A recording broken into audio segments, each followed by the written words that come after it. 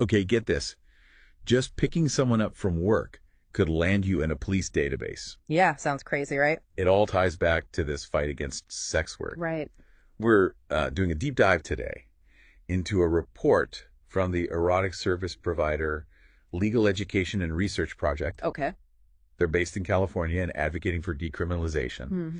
Their report is called Consumer Privacy, How the War on Sex Work is Stripping Your Privacy Rights. Hmm. Pretty eye-opening stuff. Yeah, it is. It is one of the things that's so fascinating about it is that it uses this analogy of sex workers being like canaries in the coal mine Oh, okay. when it comes to privacy violations. I see. They're often the first to experience these overreaches, but the methods used against them could be applied to anyone. So how does this actually play out, like in real life? Okay, imagine this. You're driving through an area known for street prostitution. Yeah? Maybe picking up a friend from work or grabbing takeout or something. Right. Suddenly, your license plate is scanned by an automated license plate reader. What's that? It's also called an ALPR.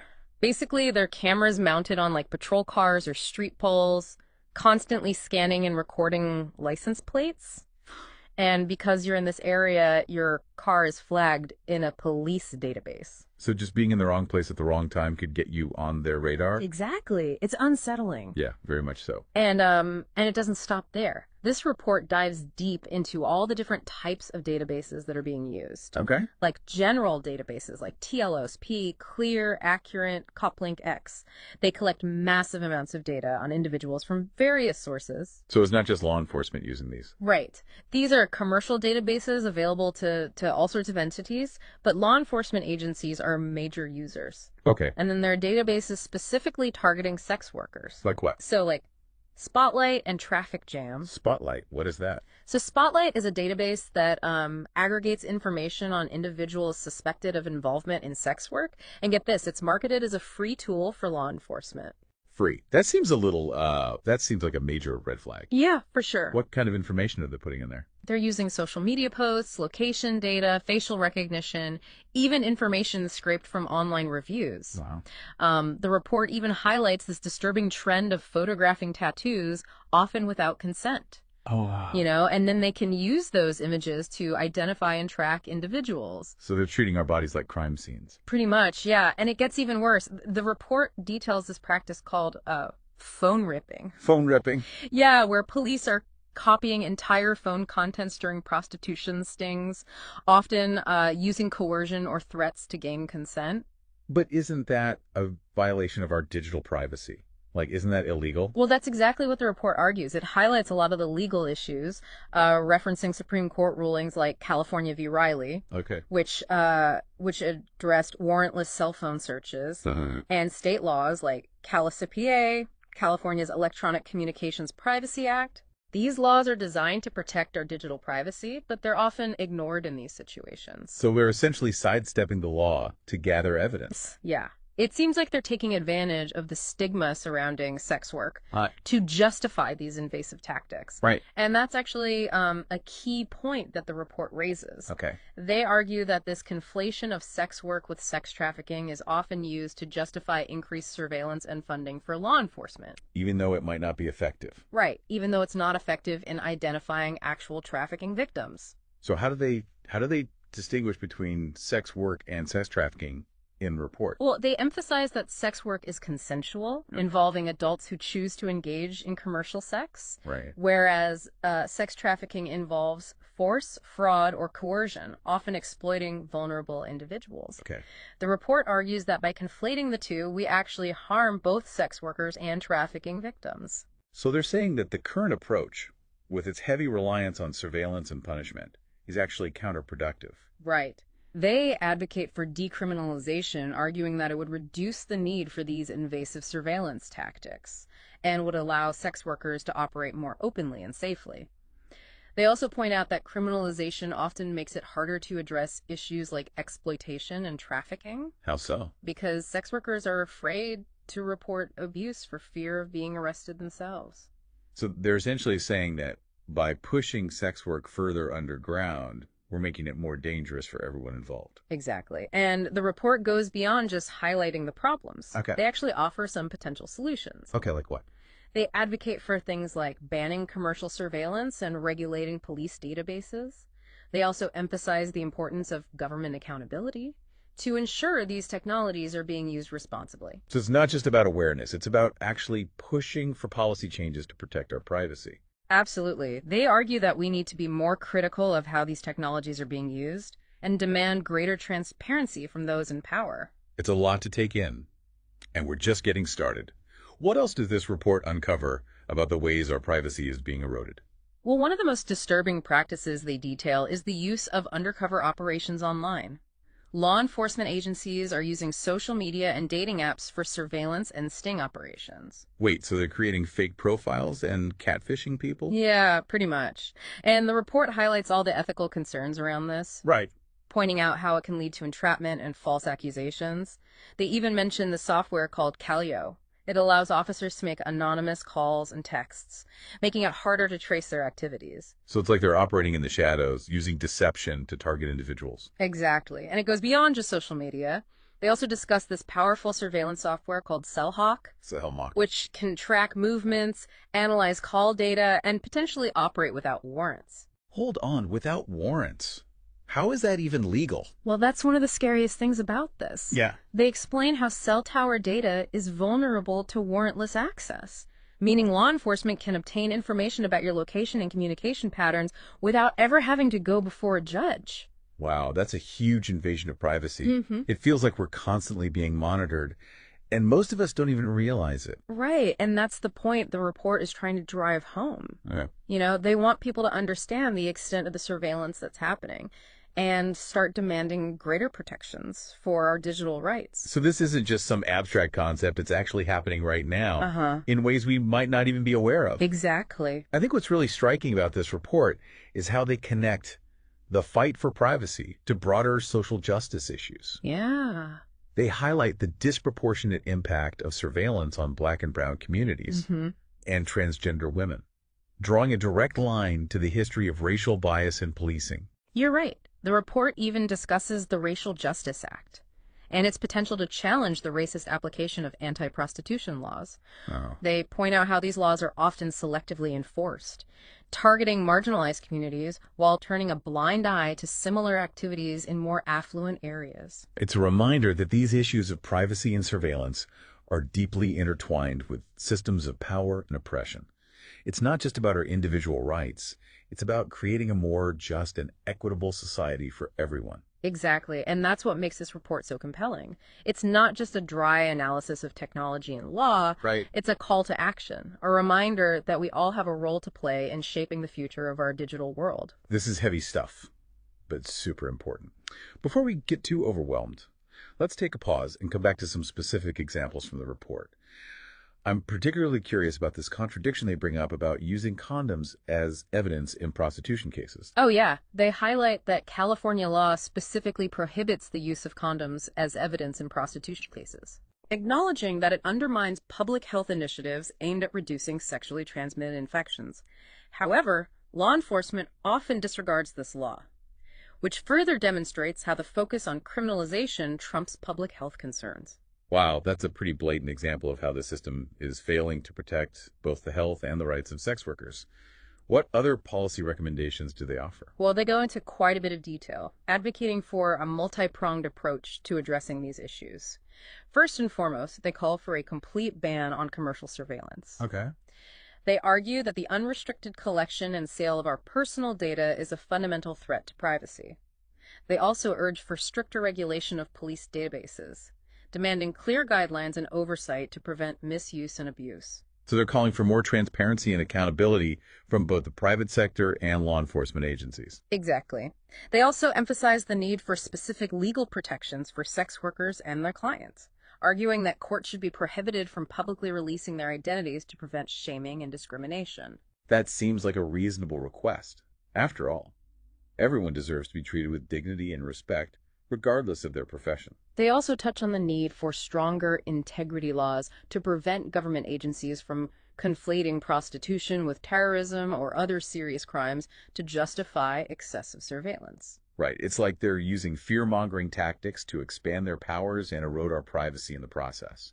That's a key concern the report raises. They want people to understand that these issues are interconnected and that the fight for privacy is also a fight for social justice, for a society where everyone can live and express themselves freely without fear of being monitored and judged. I'm starting to see how this all ties back to their argument for decriminalization. They're essentially saying that by removing the criminal element from sex work, we could create a safer and more just environment for everyone involved. Exactly. You know, they want us to move beyond these simplistic narratives that demonize sex workers and recognize the complex realities of this industry. They argue that by approaching sex work with compassion and understanding, we can actually address issues like trafficking and exploitation more effectively. This is a lot to unpack, but it's incredibly important. What I'm taking away so far is that this isn't just about sex work. It's about the fundamental right to privacy for everyone. You're absolutely right. The report serves as a warning about the erosion of privacy in the digital age, and how the pursuit of one objective, like combating sex work, can have far-reaching consequences for all of us. And they're calling on all of us to be more aware, to be more critical, and to demand better from those in power. Precisely. This report provides us with the knowledge and tools we need to engage in this crucial conversation and fight for a future where our privacy is respected and our digital rights are protected. And with that, let's take a quick break and come back to discuss some of the key takeaways from this report and what they mean for you, the listener. We'll be right back after a short message. All right, we're back, ready to dive deeper into this report on consumer privacy. Yeah. And how the fight against sex work is impacting all of us. You know, one thing that's really striking is how the report highlights this chilling effect that surveillance has on free speech and activism. I see. Think about it. If you're worried that your online activity, the groups you join, even the places you visit, could land you in a database or be used against you, you're less likely to speak out or engage in activities that might be perceived as controversial, right? So it's not just about being tracked, it's about the potential consequences of that tracking. Exactly. It could discourage people from exercising their basic rights. It creates this atmosphere of self-censorship, which undermines the very foundations of a free and open society. Right. And this isn't just a hypothetical concern. The report connects these modern-day surveillance tactics to historical examples of how surveillance has been used to target and suppress dissent, particularly within marginalized communities. It's a reminder that these issues are deeply rooted in systems of power and control. Right. And the report makes it clear that these patterns continue today, with technology amplifying those existing biases. I see. Think about facial recognition software being used to identify protesters. Oh, wow. Or predictive policing algorithms that disproportionately target certain neighborhoods. It's like we're sleepwalking into a dystopian future where our every move is monitored and analyzed. Yeah. Feels overwhelming, to be honest.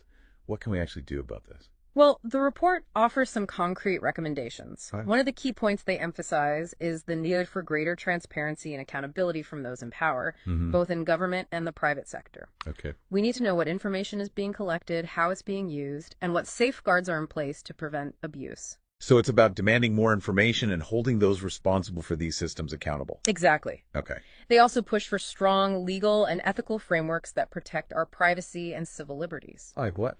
This includes things like requiring warrants for accessing our personal data, Right. limiting the use of facial recognition technology, and ensuring that algorithms are fair and unbiased. It seems like a tall order, especially with technology evolving so rapidly. It is, but the report argues that it's a fight worth having. They remind us that these issues are interconnected. Okay. The fight for privacy is also a fight for social justice. Okay. For a society where everyone can live and express themselves freely without fear of being monitored and judged. That brings us back to their argument for decriminalizing sex work. Right. How does that tie into this broader conversation about privacy and social justice? Well, they argue that by removing the criminal element from sex work, we could reduce the stigma and fear, empower individuals, and create a safer and more just environment for everyone. Okay? It would also eliminate the justification for using these invasive surveillance tactics that we've been discussing. It's a perspective that's often overlooked in the heated debates surrounding this issue. The report urges us to move beyond those simplistic narratives and consider the broader implications of our policies and practices. They make a compelling case that the current approach, with its focus on criminalization and punishment, is actually counterproductive and ultimately harmful. One of the things that really hit home for me was the sheer scale of data collection that's happening today. Yeah. It's not just governments, it's corporations, social media platforms, even seemingly harmless apps on our phones. You're right, and as the report points out, all those data streams are often interconnected, Okay. painting a disturbingly comprehensive picture of our lives, our habits, our beliefs, our You have relationships. a level of insight that would have been unimaginable just a few decades ago. And while there are certainly potential benefits to using data to improve services and enhance security, the potential for misuse is undeniable. The report highlights several examples of how information gathered for one purpose, like tracking potential terrorists, can be used for entirely different and often more nefarious ends. Exactly. That's why they call for robust privacy protections and clear limitations on how our data can be collected, stored, and used. So what does this all mean for the average person? What can we do to protect ourselves in this world of constant surveillance? The report offers some practical advice. Okay. First, be mindful of the information you share online. Okay. Think twice before posting personal details or engaging in activities that could be misconstrued or used against you. Second, be critical of the apps and services you use. Okay. Read their privacy policies, understand what data they collect, and consider using privacy-enhancing tools like VPNs or encrypted messaging apps. So it's about being more informed and proactive about protecting our digital footprint. Exactly. And finally, don't be afraid to speak out and demand better from those in power. Support organizations that are fighting for privacy rights, contact your elected officials, and make your voice heard. That's a great point. Yeah. We can't just sit back and let this happen. Yeah. We need to be active participants in shaping the future of our digital world. Absolutely. And I think that's one of the most important takeaways from this report. Yeah. It's a call to action. Yeah. A reminder that we all have a role to play in safeguarding our privacy and ensuring that these powerful technologies are used responsibly and ethically. All right. We've covered a lot of ground here, but I feel like there's still so much to discuss. Right. This report really makes you think about the trade-offs we make for convenience and security in this digital age. Mm-hmm.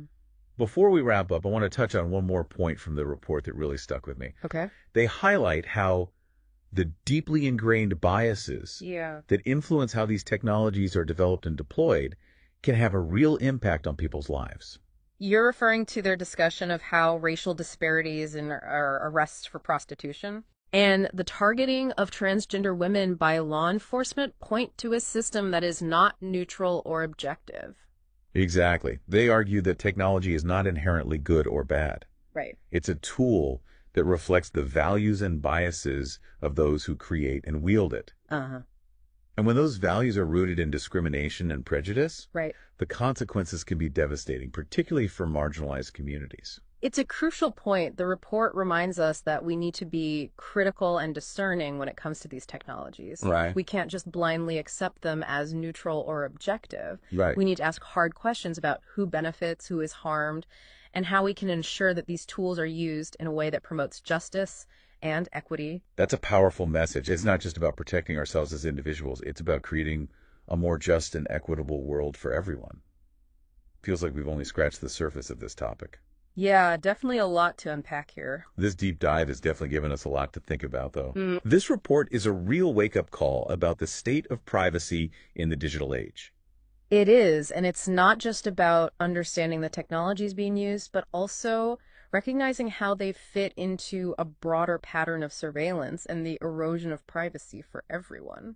So what are some of the key takeaways you think that our listeners should really remember?